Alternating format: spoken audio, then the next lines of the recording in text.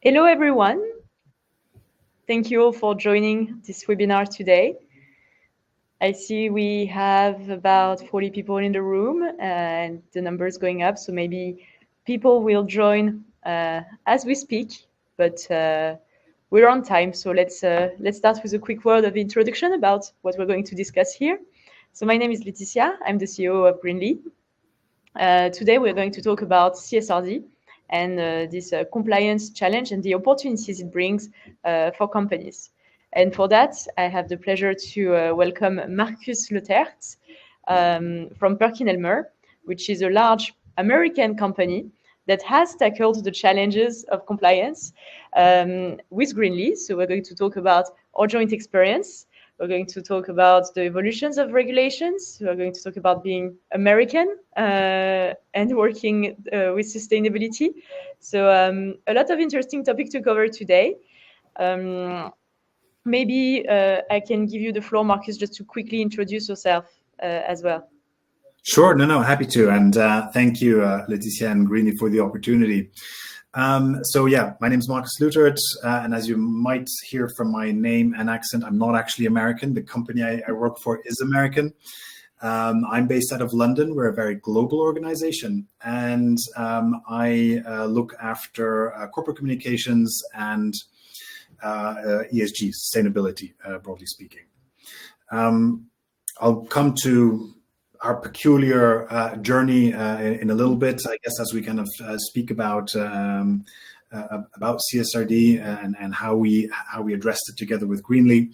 But in a nutshell, PerkinElmer is a scientific instrumentation and laboratory services company. So imagine you walk into a research lab, be that in the life sciences sector or in what we refer to as applied industries, such as batteries, new energy, but also microprocessors, etc.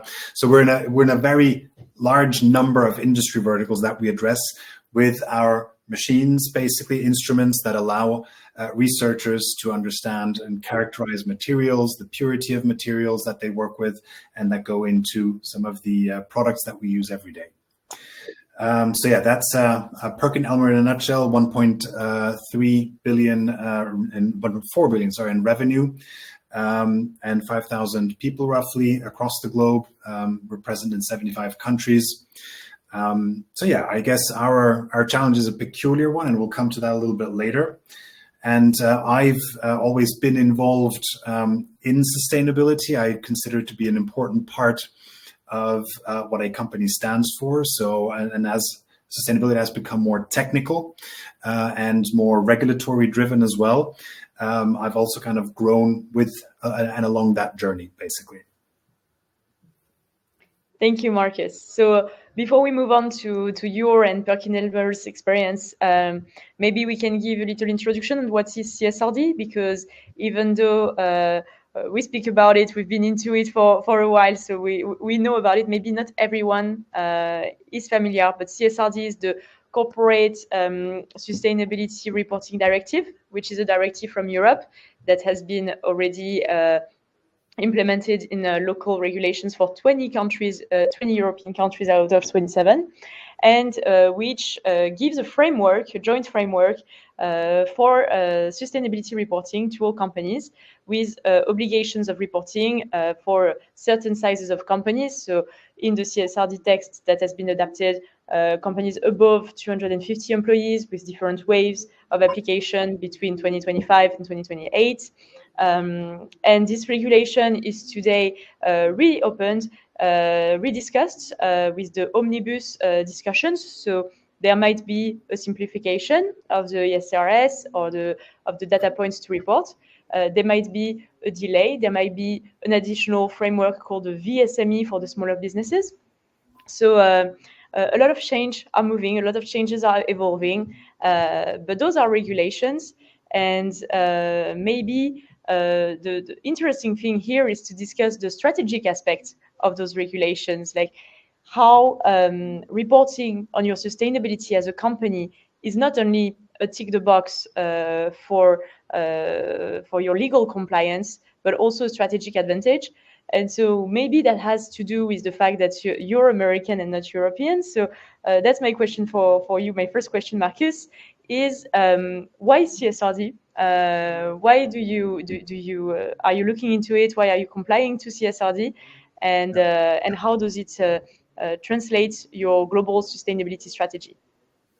Yeah, it's a good question. I think also what I perhaps should say is that basically our revenue is generated pretty much in equal parts between the Americas, EMEA, and Asia Pacific. So EMEA represents, of course, a sizable chunk of our revenue, and therefore there is a high chance that, of course, the combined or the combination of legal entities that we operate out of European countries will, in some way or form, affect and impact us from a regulatory perspective.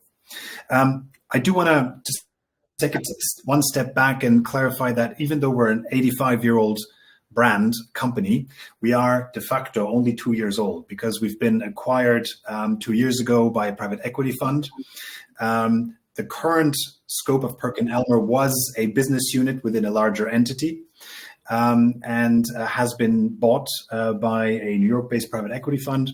And basically what that meant is all of a sudden we found ourselves with a functioning core business, the value that we provide to customers, but no support functions. So we had to urgently rebuild all of our operational foundations. And we had effectively also lost all of our ESG credentials that we had prior to belonging to a larger firm where we were just I would say, a business unit. So obviously, focusing on that means for us, not just, as you rightly said, it's not just a compliance exercise for us, because we also inherited contracts, especially services contracts in the life sciences field, where we had mandatory contractual clauses baked into our contract. So that means that we had to urgently look at how do we, first of all, understand where we're at. So the data collection piece in an organization which is building all its support functions is difficult. There is the cultural aspect as well, as you might imagine, as a US company and a predominantly US-based leadership team.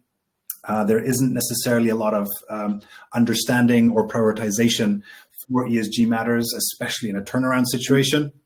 And then, of course, to your point, there is, of course, also the compliance side of things. It's not just CSRD, because the more jurisdiction you operate in, you have to start looking at what that means as well when you submit your financial details to, or when you file your taxes, basically, as an entity. So all of that needed to be prioritized for us. And ultimately, the way we address this and create a sense of urgency, because we were threatened and still are a little bit in a difficult spot with some of our key customers, where we currently don't quite comply with the contractual clauses that we've inherited from before, is that basically it's a business enabler. ESG has to learn to talk the language of business. I'm sure many of you already do this, but I cannot state this enough.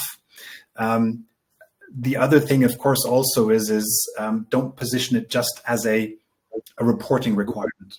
It is about creating the transparency and the understanding of where your business stands at any given time on its sustainability journey in order for you to focus on what you can improve. Because ultimately, when you're part of someone's scope 3, you're obviously expected to progressively improve your ESG impact and performance.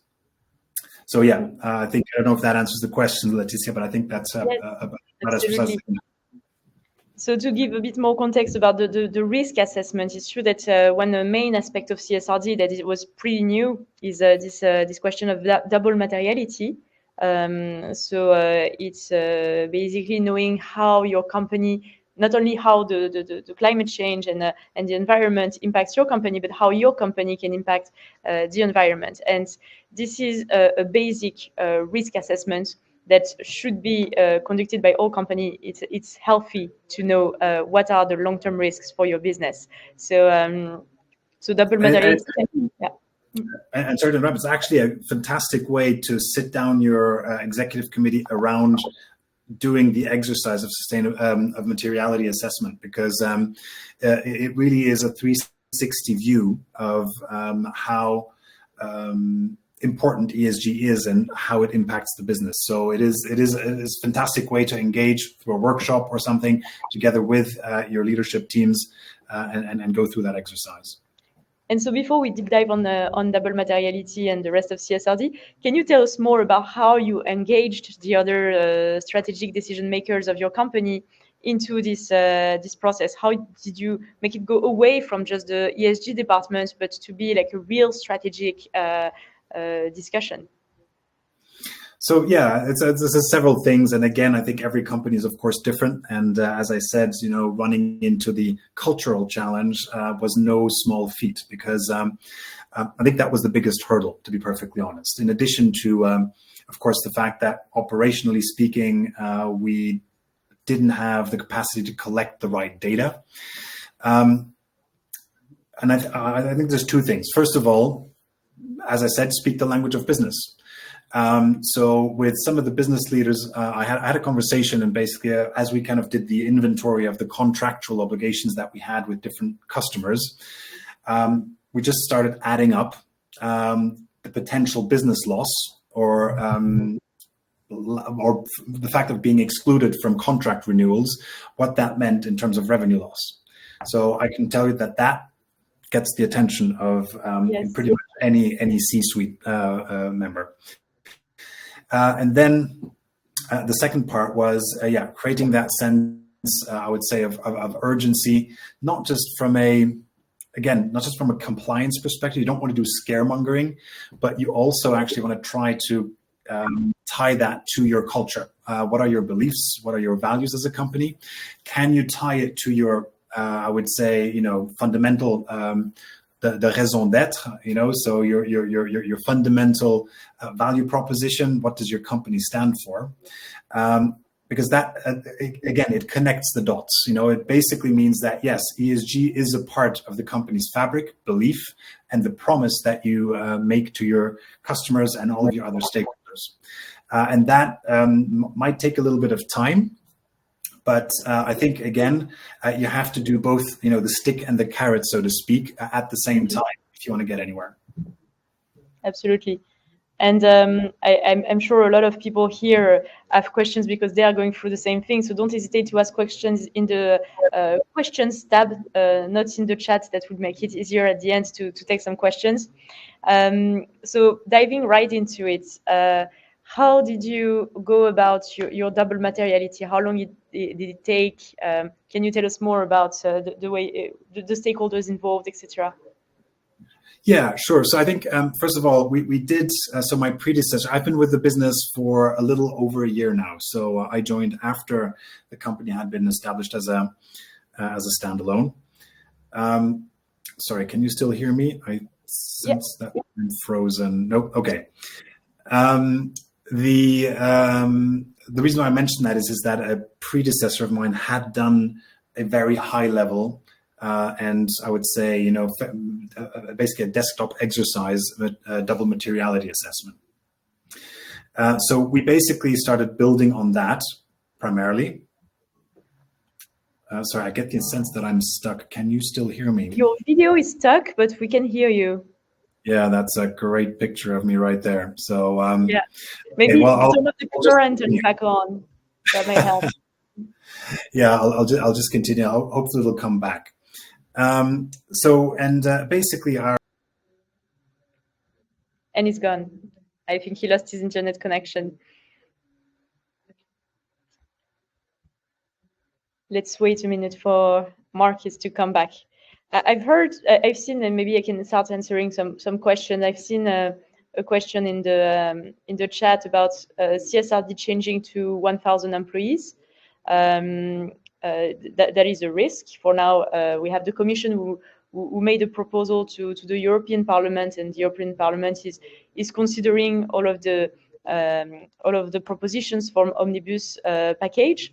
We were at the Parliament yesterday with some member of the European Parliament to educate them on the question. And we had the chance to have some real-life examples of companies who are working on their CSRD and who see the advantages of having a unique framework to report on instead of having several ones. So you can find a replay of our discussion at the Parliament on Leaf Media. So I encourage you to go or to email me or Chloe to get the discussion. But very good insights on how we can simplify CSRD in a smart way and making the ambitions of the Green Deal still intact. So that was for the question of will it change? It will probably change. There are propositions in that sense, but we don't know exactly what will happen now, what will be the thresholds. So we'll wait for it to be voted at the European level and then local level. Hi, Marcus. I was doing a digression on the omnibus package because there was a question, but I let you take where you stopped. Yeah, so sorry about that. No idea what happened. So yeah, I was saying basically we were building on a previous version of a materiality assessment, which was highly incomplete. So what we were going about basically is we pre-digested all of the data that we had collected with Greenly. We knew that there was little time and appetite to spend on developing, I would say, an executive level workshop for this.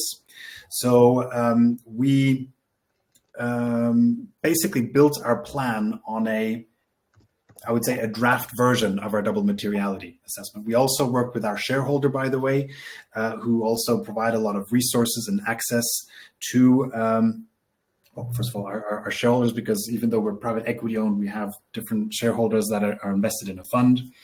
But essentially, the idea for us was to make sure that we assign ownership for different subject matter areas of the double materiality, and basically make sure that we had pre-briefed all of the senior leaders on what is expected of them. That then really provided us with a much more productive way of also operationalizing and making it tangible, dare I say, as opposed to making it a theoretical or ideological exercise. So really, there was a lot of preparatory work going into this. I have to admit that we're not quite finished with it yet. We're not quite satisfied with it yet. It took much longer than it should have. But this is, again, due to our internal processes more than anything else. But again, the way we really approached it was making sure that we tackle key business issues first and really assign ownership, not just sponsorship, by the way. An important distinction there is to not just nominate sponsors, but actual owners at the very senior level, because they then also own this together with their teams and support your ESG roadmap throughout the year. But yeah, so basically, one of the reasons why we also delayed it a little bit is that we realized that actually, fortunately, dare I say, CSRD will apply to us a little bit later than anticipated. So we do have another year, which we desperately need, given where we are in our journey. So this is more a question of perfecting our double materiality approach more than anything else. So would you say that it's useful to have started 1 year before you actually had the obligation to kind of do a dry run? We're seeing that quite often, so interesting to see your views on that. Aren't you duplicating the work, or are you preparing better?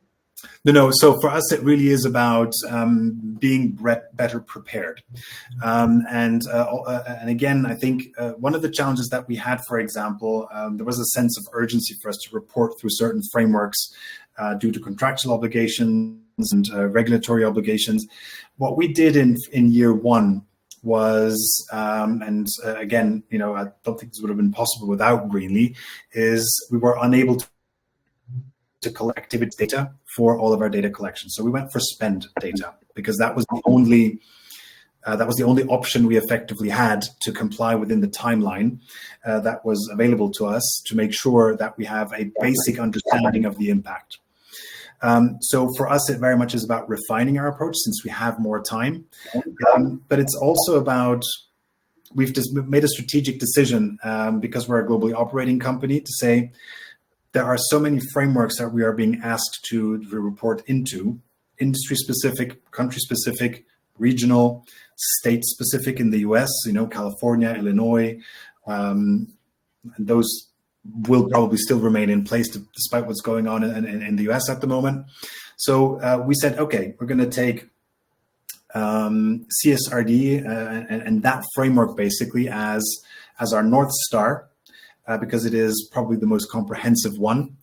And by making sure that we tick all of those boxes, we basically create a data foundation and an insight foundation that allows us to easily plug in and extract the data we need and to format it in the best way possible into different jurisdictions where we need it, into different industries, et cetera, et cetera. So it is about refining, I would say. It's not about duplicating the work.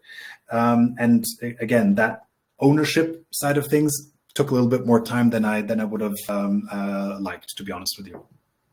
Okay, great. And so having this data, so you talked about a data hub or a place where you can find all data for different frameworks. So you're doing this with a platform, right? Correct, yes. Yeah. So does that help versus Excel, or did you never tried Excel, so you wouldn't really know?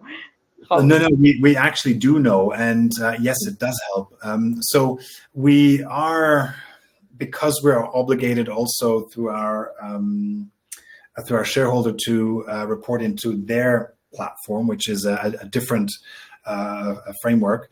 We're still, again, also using the Greenly Excel template to actually collect internally first, given the complexity of the business and also what the business is used to, and then upload that into Greenly. What it allows us to do is by using the Excel data foundation. Oh God, I hope I'm stuck again. Can you still hear me? Yeah, we can hear you at least, but. Okay, I'll switch off my camera real quick.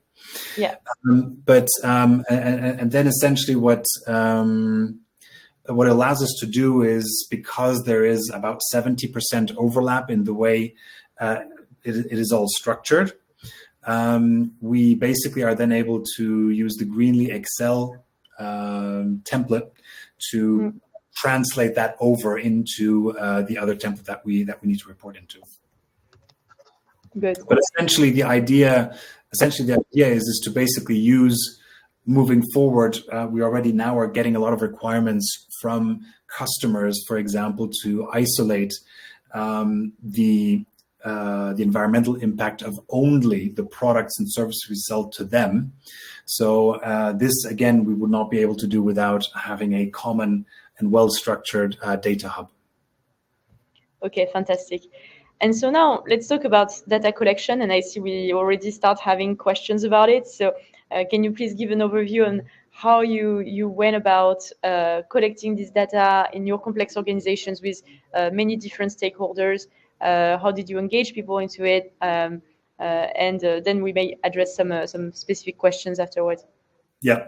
So again, given the fact that we're a very lean organization, so time is probably the most precious commodity that we have within the organization. So how do you get people to spend time on collecting activity-based data in particular? Because at this point in time, we're not able to have a centralized system from where we can extract all of that.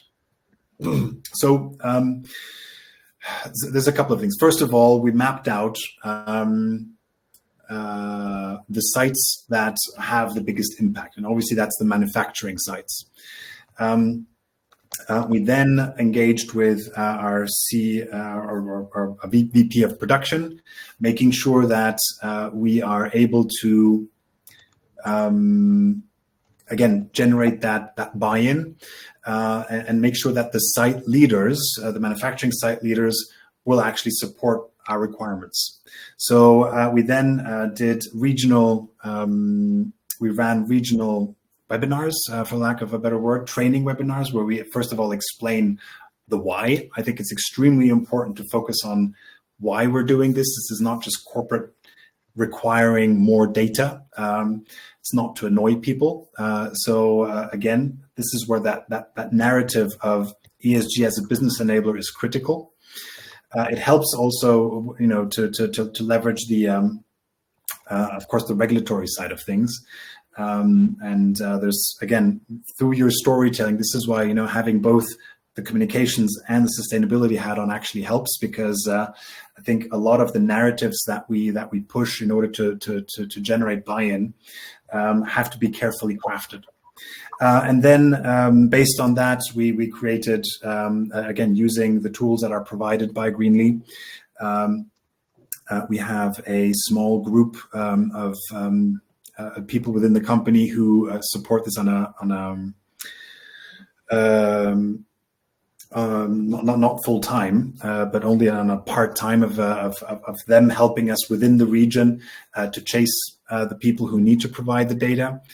It is a little bit laborious, and I think for 2024, we had this, I would say, very manual approach of then uploading it into Greenly. The next step for us would be to make it more systematic as well, and make sure that you don't, in October, realize that you have to collect the data for an entire year, but really make it a monthly process. So again, this is very much about data governance and how do you engage people around the people who own the data and have the data. So I think part of your plan, your ESG plan, a big chunk of it is about data governance. It's, of course, enabled through the tool, but if you don't have the right governance in place, it'll be difficult for you to get the right data quality and on time. Good. We have a first question from Ofazul, which is, from an operational perspective, could you share how you overcame the barriers to improve the process for the data collection and quality? So you mentioned a little bit how you were managing data collection, but more on the process and the continuous improvement. For example, in terms of activity-based or physical data? Yeah, so as I said, our year one collection was a little bit messy in the sense that, and imprecise. And we realized that there were a lot of inaccuracies because we made a lot of assumptions about the business that we didn't properly plan out because we didn't have the time to. We were really focused literally on just getting the data and uploading it to whatever system we needed to. So for us, it's basically about creating a data collection work stream, a continuous data collection work stream, which does nothing else than that. So I'm, by the way, also in the process of hiring an ESG data analyst, whose job it will indeed be to do nothing else but that, making sure, plugging into the different systems of the company. We are also adopting a new tool from a procurement perspective. So we will make sure that from a supplier engagement perspective, we ask the right questions, that the system that is being used by our colleagues in procurement is easy, that we can easily extract the data and transfer it to where we need it to be. So I guess that it requires a data analyst mindset. I genuinely think that is probably a critical hire for us to make sure that this person understands the various systems in the company, understands the nature of the data that we need to collect, and is able to analyze, extract, process, and analyze and report all of that data. So I think creating a permanent work stream with a clear roadmap for that person is critical, because if you can't measure it, you can't improve it. So and you can certainly not report it. So I think again, I don't know how some of you are doing it out there, but in our case, given that we are not a very mature organization from a data management perspective, hiring this dedicated ESG data analyst resource is going to be a critical addition to maximizing the value we get out of a system such as Greenly. Great, thank you so much. Maybe before we move on to more questions, just to conclude the presentation side, do you have any advice or any best practice recommendation from your own experience with CSRD that you would like to share in general? Well, contrary to what it might sound like, but just don't wait. Of course, in our case, we have the luxury of having a little bit more time, and we genuinely do need it. But if you're in a slightly better position in that respect, don't underestimate the time you need to engage with your organization. I think that is where you'll have the biggest hurdles. That's where you have the biggest challenges in terms of realizing that you're not in charge fully of your timeline. It's a project that, of course, you set up, but the reality is ESG by its very nature is so cross-functional. And what I've, again, from experience noticed is that ESG is always going to be a secondary priority when it comes to a function's primary priorities, so to speak, in the sense that if something happens, and as you know, business is full of unpredictable events and surprises as well. So just make sure that when you plan out your kind of CSRD timeline, that you bake in enough buffer from a timeline perspective in regards to your deadline. So I think that is absolutely critical. I think you do need solid project management skills. Actually, I think anyone who and hopefully you already have those. But even I would say, when you manage your CSRD, your ESG team, I think even spending a little bit of money on a basic project management training course can be extremely helpful, given the complexity of the ESG environment, what you need to achieve, and the number of people you need to engage with. This is critical. The other thing is, get CEO buy-in. I think, and this is again where you need to talk to your communications guy if it's not you. Make sure that at every town hall, at every meeting, you make sure that ESG is in one way or another prioritized, and that there's at least some messaging in there.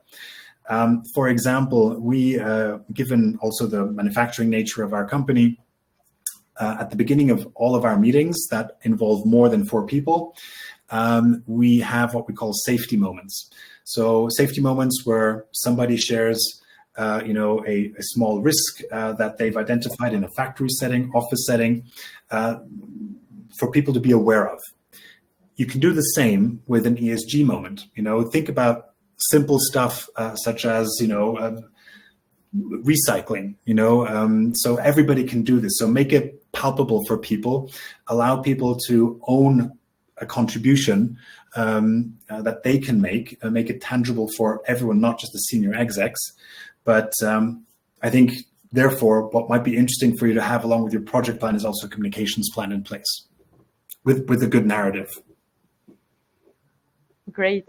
Thank you so much. And maybe before we move on to the questions, I see a lot of questions, so I want to let some times. But I'm interested into the American standpoint, maybe taking a step back. What we're hearing about greenwashing in the US. So we mentioned a little bit at the beginning how you were engaging your stakeholders, whether in Europe or America. But I was wondering, how is it to evolve in a country which has this situation right now when you're an ESG professional? So again, I think there's a few things. First of all, avoid politicizing your ESG journey. I think that is not helpful because you realize that your employee base is made up of people who voted in either way. So you don't want to politicize it. And that's why I mentioned earlier the critical importance of making sure that the language of ESG should be business language. That removes the emotional side of such a conversation to begin with. Then, of course, to give you an example, the DE&I policy this seems to be a very contentious issue in the US. Again, we have to be sure the way we're going to be tackling it is we have a global, very generic people policy, as we call it, which is still value-based and informed by our values. So we're not compromising on our values. We're changing the language around it, but not necessarily what we stand for. We then have to be realistic about things because we're a globally operating company. And in some countries, there are clear legal obligations in regards to diversity. There's reporting involved, etc. So what I'm currently doing is encouraging and working with HR is to establish localized DE&I policies, which we're not going to call that, but we basically have to make sure that we're still compliant and that we're still aligned with our beliefs as a business. So I think the only way to do that is in a two-tiered approach, is to almost like a conglomerate, basically, where you have a master policy at the top, which is very generic, which won't take umbrage with the political realities on the ground in the US. And then at the local level, make sure that you have the right policies in place that you need in order to operate and comply with local regulation. Also, don't forget in the US, that's the federal level. At the state level, at least for now, the state level is still sovereign as well. California probably won't be changing their ESG frameworks anytime soon, nor will Illinois. There's a few other blue states that have such regulations in place. We just have to be flexible and agile and make sure that you work your way through. But very clearly, if you do business with the federal government and if your business depends on federal government spending, it becomes a compliance issue, I think. Well, there's a compliance issue politically speaking, and that's where I think you need to work very closely with your general counsel and public affairs people to make sure that the language you choose it carefully. Great, that's fantastic. I feel like the outcome of your experience is that I'm hearing a lot business strategy, risk. So we're not even talking about compliance anymore, but about something that makes your company more competitive. And that's the argument that you're using to embark the strategic decision maker of the company in this project and make you more competitive in Europe, but also worldwide. Correct. Yeah, 100%, because ultimately compliance is, there's a compliance risk. And if, for example, such as the case, and I'm sure there might be some people on the webinar whose company are in a business to government business model, and therefore your compliance risk is also a business risk. So because if you are considered non-compliant in an OECD country, you may be excluded from public tenders in other OECD countries. So that is a business risk. And that's what I meant is, ultimately, I think you can, of course, and I think, again, as you align your ESG strategy with your brand and your reputation, that's part of your narrative. But, to the point of how do you bring along the way and how do you engage and get commitment from your senior execs, talk the language of business. Fantastic. Let's start with some questions. We have a lot of these. So a question from Faith Kiribo. How can we effectively measure and report on our environmental and social impacts, particularly in relation to sustainable agriculture practices and the use of pesticides in regard to CSRD? I'm gonna send that one right back to you, Laetitia, because I would have to admit that we're not really in this field, so I have very limited exposure to that. Yeah. So, how you can effectively report on your environmental and social impacts. This is we could spend hours on the topic, but there are tools. We mentioned the tools that Marcus used. So in particular for sustainable agriculture, this is a little bit outside of the topic today, but yeah, it's today there are many ways to embark your colleagues. So I would say it's a lot of communication into having all stakeholders working together on this project, and finding the right tools to help you. Next question: how do you correctly engage with suppliers and collect as much primary data as possible after prioritizations, product LCAs, end of life, etc.? And when doing so, what are your processes behind assessing quality, third party? Yeah, so there's again a number of tools. I think there's a native tool within the Greenly platform to do so. The issue that I sometimes see there is that because it's not a platform owned by procurement, that can sometimes be a bit of an issue because, again, there are a lot of procurement source-to-pay platforms out there that have a supplier engagement module in there as well. So, and sometimes the issue also is that that platform run by procurement doesn't collect the direct spend, but only the indirect spend from a procurement perspective. So you don't always capture all of the suppliers. The number one thing, regardless of tools you want to do, is make sure that your procurement team has an understanding of what you're trying to achieve and what you have to achieve. Again, business enabler. Procurement is a critical business enabler as well. They will understand that language. If you tell them that if in EcoVadis you score anywhere below, on the sustainable procurement pillar, you score anywhere below, I don't know, I'm making this up, 30 points, that means that potentially you will be excluded moving forward by certain customers because they consider that there's just too much risk in your own supply chain in order for them to do business with you. So I think the first step is to actually do a proper analysis of your supplier base. So really understand what are the tier 1, tier 2 suppliers, understand how much you spend with which suppliers, what are the strategic suppliers, et cetera, and then jointly with procurement.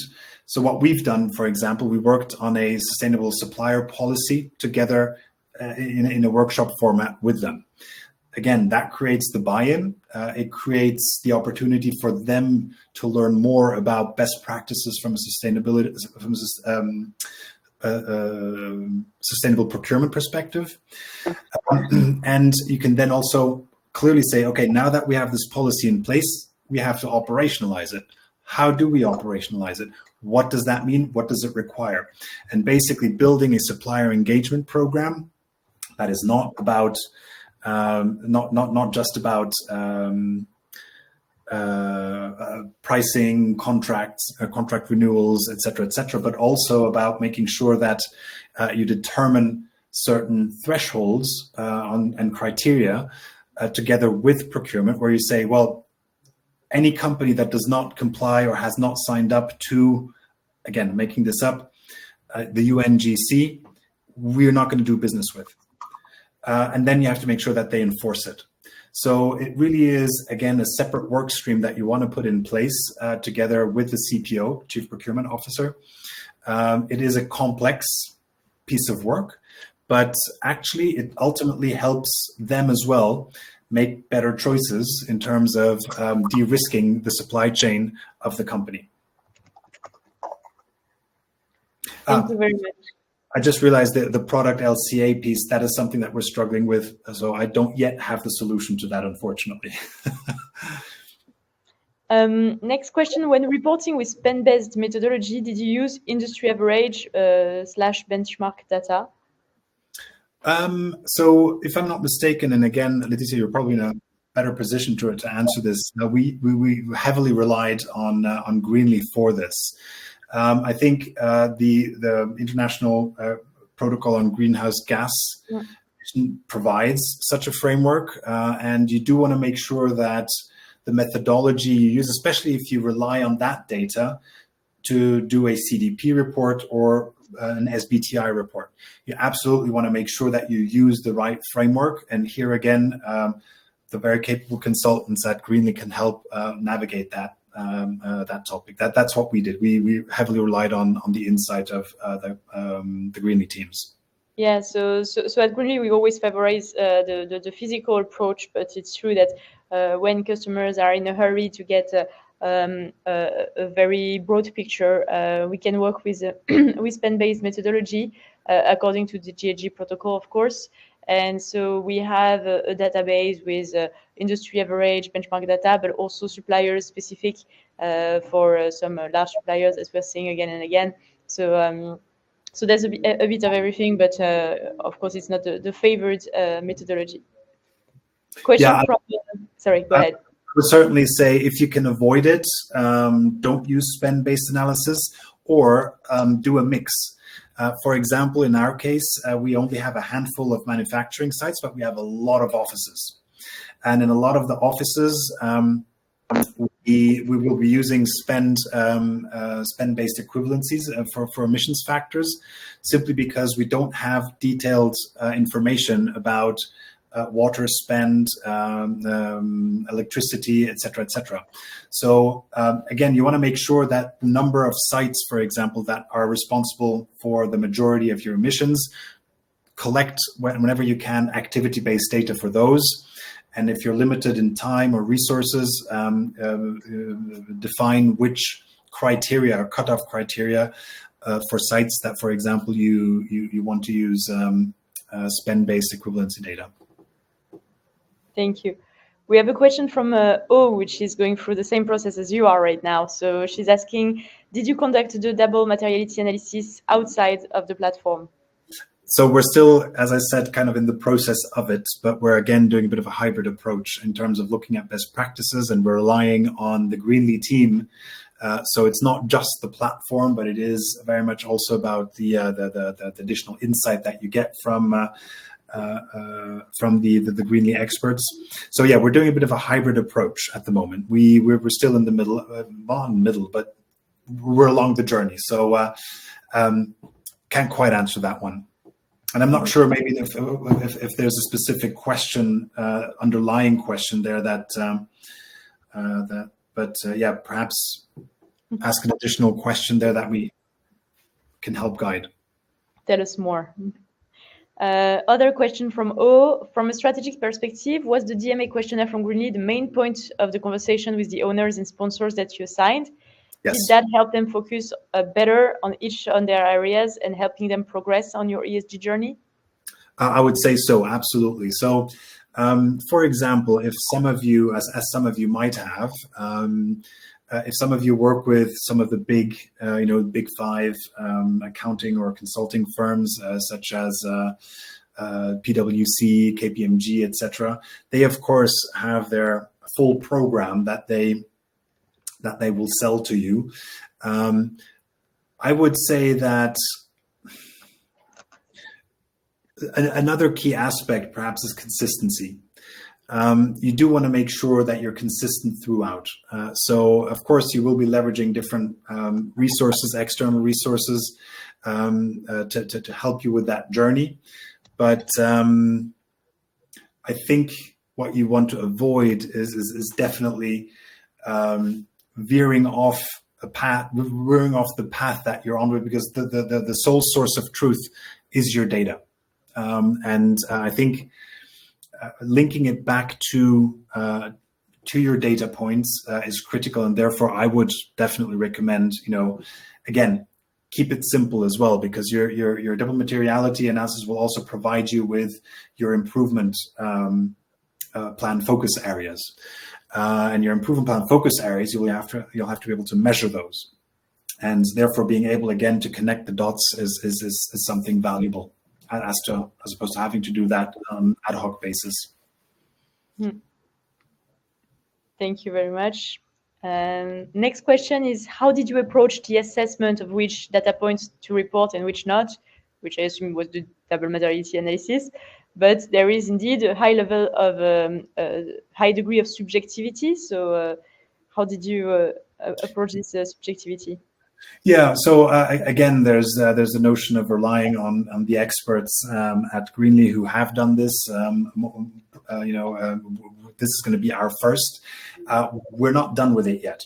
But to your point, there is a degree of subjectivity. Where we are happy that we have a little bit more time is also to see how the omnibus initiatives will be panning out. I have to admit, I'm all for simplicity. I think at this point in time, the more automation we can get into data collection and reporting, etc., the better, because that frees up time for us to focus more on the improvement initiatives, which is ultimately the goal of any ESG program. So, yeah, I'm not quite sure that helps, but for sure there is a degree of subjectivity. 100% agreed. You do need guidance from experts, which we are not. I do have someone who's very capable on the team who is able to relate that back, but it does require, I think, and in a way, again, coming back to the notion of speak business.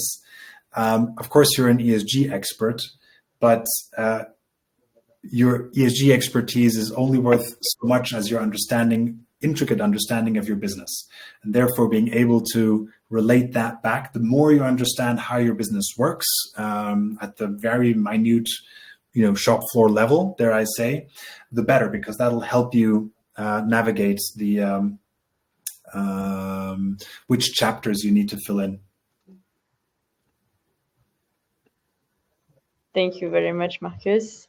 There's another question, which I guess applies only if you've ever done the risk assessment on ISO 9001, 14001, 45001 management solutions, is how the double materiality assessment different from this risk assessment program, and can they be combined?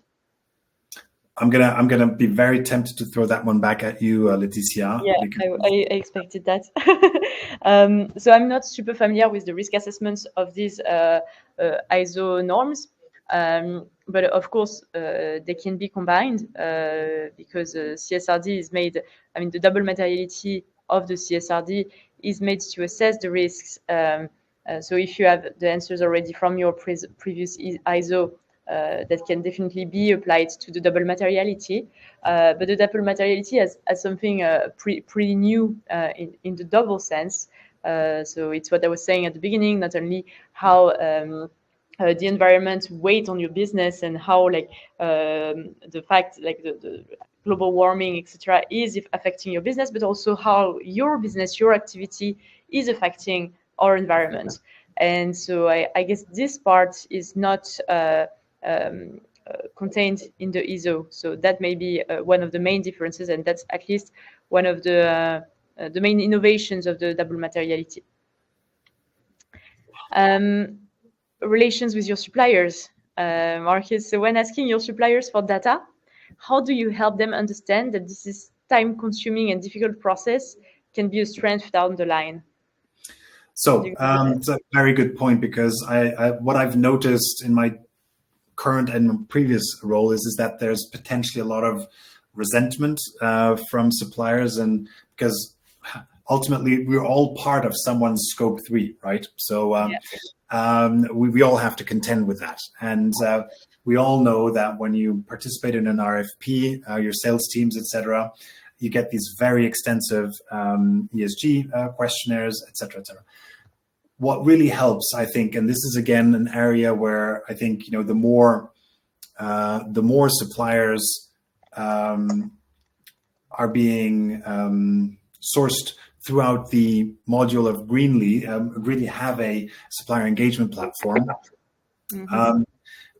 So in some cases, all they have to do is, or you have to do, is say, okay, this supplier is already in the database. They've already uploaded all of their credentials. All I have to do is, click, validate, all good.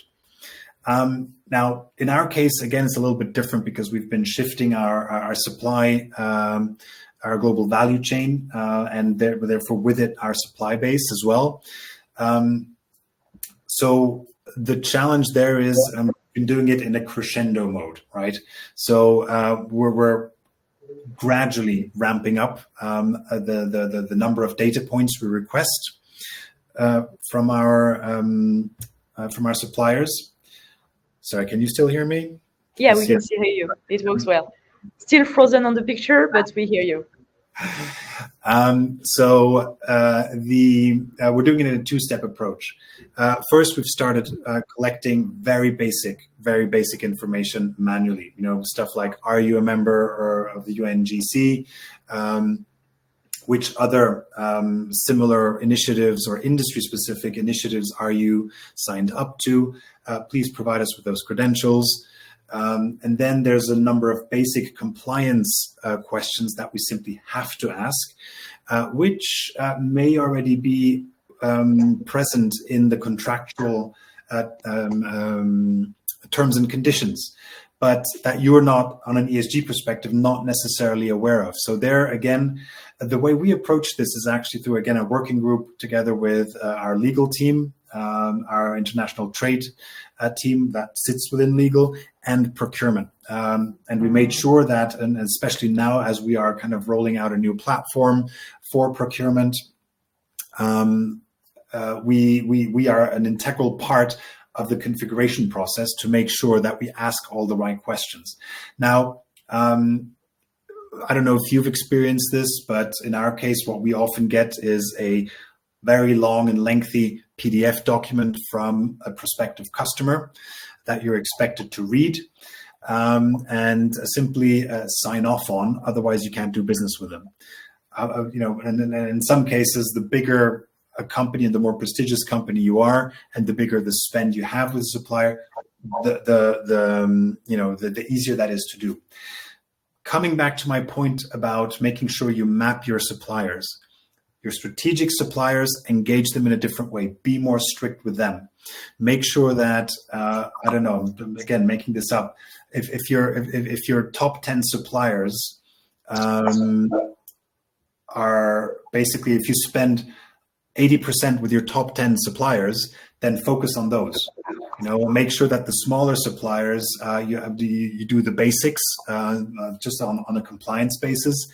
And for your key suppliers, make sure that you have a more effective program in place. A lot of the mature companies actually have a sustainability person sitting within procurement, and maybe some of you on the call today are in that situation. I would strongly encourage that, if your organization can afford it, to actually have an ESG functional expert within the procurement team to help manage all of those complex Scope 3 aspects. Thank you. And yes, I would add, for your suppliers, you need to know that you're not the only one asking for it. And so doing it the first time with you would not be time loss for them, because they will get these questions again and again. So it's a key point in engaging them, to know that it will not be just you bothering them, but a general aspect of their new purchasing, like selling strategy. Questions about buy-in from executives. How? We try to collect data from marketing, sales, KPI on our ESG own, and submit this data to encourage for someone to assess ROI of ESG. And I guess Teresa is wondering how you're working this out with all the departments. We've touched upon it, but maybe you have a more specific answer. I might sound a little bit like a broken record, but when you start creating the sense of urgency because you've calculated the risk of business loss, and especially for functions that have a direct contribution to it, that usually helps. And the reason why that is that if you look at the way every company has their own way of incentivizing their executives on a variable part of the compensation. In some cases, it's revenue based. In some cases, it's EBITDA based. Learn how to speak their language. Say, well, actually, for marketing for sales, it's pretty straightforward. For marketing, perhaps a little bit more challenging. But ultimately, if you understand how they're incentivized and relate that back to a specific contribution if you manage to show them how ESG helps achieve their objectives and their goals, that really helps. Now, in some cases, I'm in the process of trying to get this done. Towards the tail end of the process, we're a little bit late on that, but making sure that our, at least the key functions that have the biggest impact on our ESG performance, that they have a direct incentive as part of their annual objectives, with a weighting attached to it in terms of their bonus achievement. Again, that I've noticed that helps. Otherwise, if you don't have that, I think ultimately you don't want to do that. But if you have your CEO's support, I'm someone I don't like company politics. The only politics I subscribe to are the ones where you know how to play people in a certain way in order to get the best or the best outcome for the business.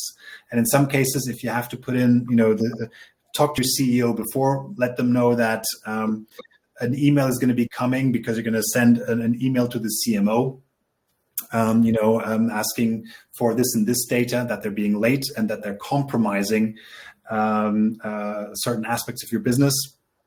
If you have to do that, play hardball.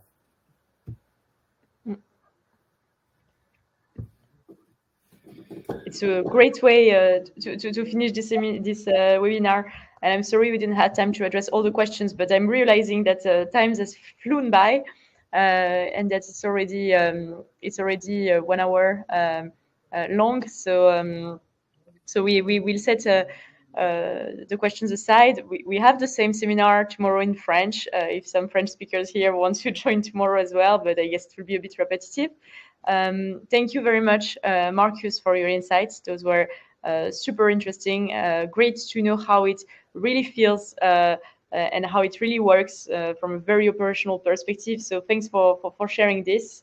And as you suggest, don't hesitate to look out for Marcus on LinkedIn. And let's continue driving the way for a more sustainable future.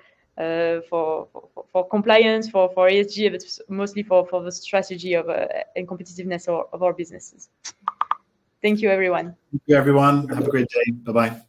Bye.